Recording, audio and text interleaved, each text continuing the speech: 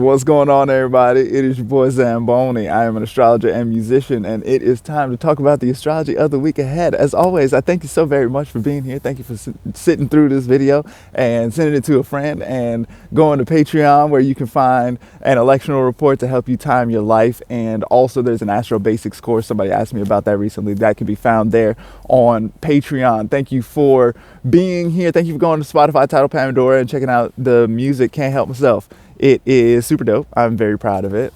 And we've got some new music coming out next Wednesday. I'm very excited about that. We're getting all the little pieces together. There's a lot of little pieces, but I think it's going to happen. I'm very excited. Thank you for being a part of this community. Hitting up with Venmo, Cash App, PayPal. You know what it is. Let's talk about the astrology of the week ahead. So this week we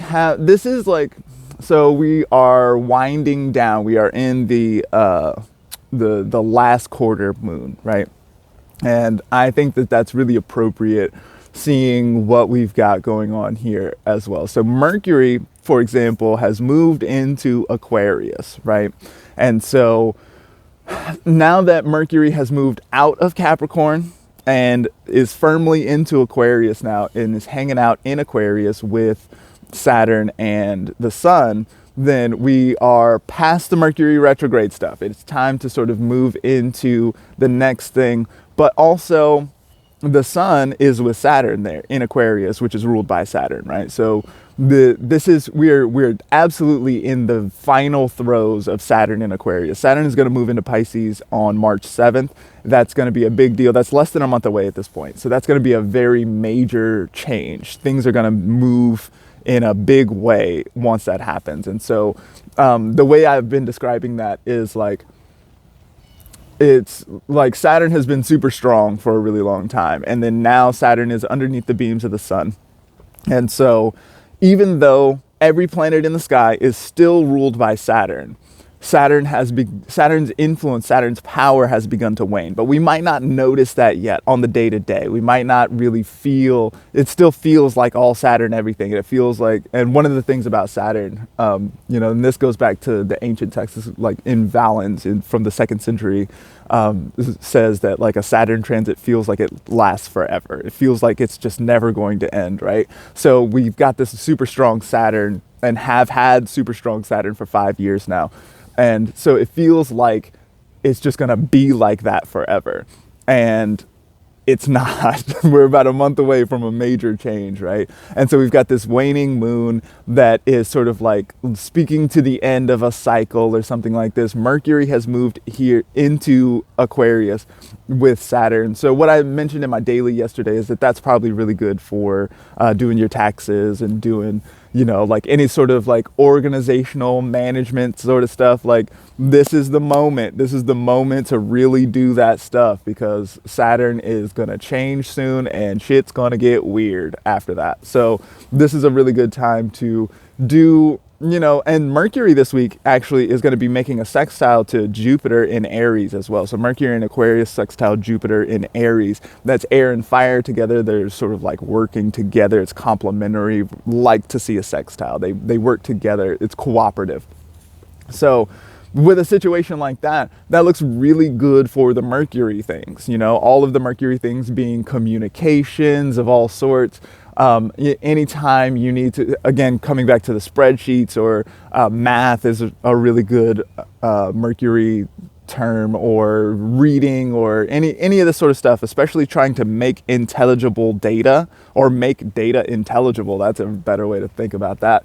Anytime you're trying to do that kind of thing, Jupiter, it's nice to see Mercury and Jupiter working together, right? Because Mercury likes to take the things that are small, or like dissect things, to like kind of chop them up and put them into little boxes and this kind of thing. And Jupiter is sort of like meta-analysis of the data, and sort of like it's taking all the data and putting it into a graph that you can sort of like immediately look at it and see a pie chart and see how big is this slice versus the other slices and this kind of stuff, right? It's the sort of like getting a global understanding of what's going on here. So if you are in a space where you're trying to do taxes or something like this, then this is a really good time to understand what's been going on with your finances or with whatever it is that you're trying to Mercury up. If you've got a marketing schedule that you're trying to keep up with or something like this is a really good time for dealing with that kind of thing. Speaking of marketing, we can also see that this week we've got Venus in Pisces, right? And this is our last week of Venus in Pisces. Venus has moved past that square to Mars, and so is no longer quite as, it's not quite as like thorn in the side. It's not quite as pokey. It's not quite as, like annoying. Still, if you want to do the sexy stuff because you want to get passionate with Mars and this kind of thing, that's still available. That's still on offer here. But now that it's not applying this way anymore, it's not like right in your face all the Mars time and like being kind of annoying with that. Now we've got Venus hanging out with Neptune. Venus, Neptune in Pisces. This is extremely dreamy, delusional, like this is the kind of, and Venus loves being in Pisces, right? Neptune also loves being in Pisces. Both these planets are extremely strong in this position.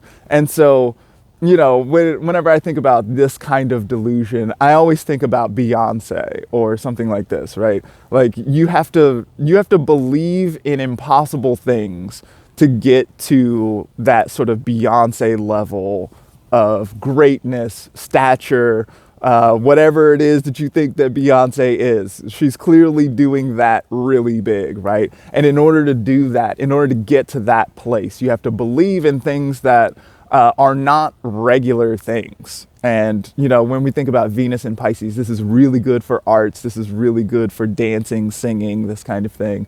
All of that sort of stuff looks really good this week. So if you've got an idea, this is a really good time to let your ideas run wild. Just let them go and see what happens. I continually recommend the journal for people all the time, just like, sometimes it's good to have that kind of catharsis, a place where it's safe for you to just like write down whatever it is that's on your mind or whatever. And then you can go back and mine that, and there might be some good ideas in there. And there might be something, this is big, like shoot at the moon and you might land in the stars kind of energy here, like this sort of like, just try for it. Go hard, do the thing as big as you can manage it, right? And we've got Mercury who is there with that sextile to Jupiter. Jupiter wants to confirm things. Jupiter's like, yeah, fucking do it, man. This kind of thing, right? So we'll see that sort of stuff trying to get big.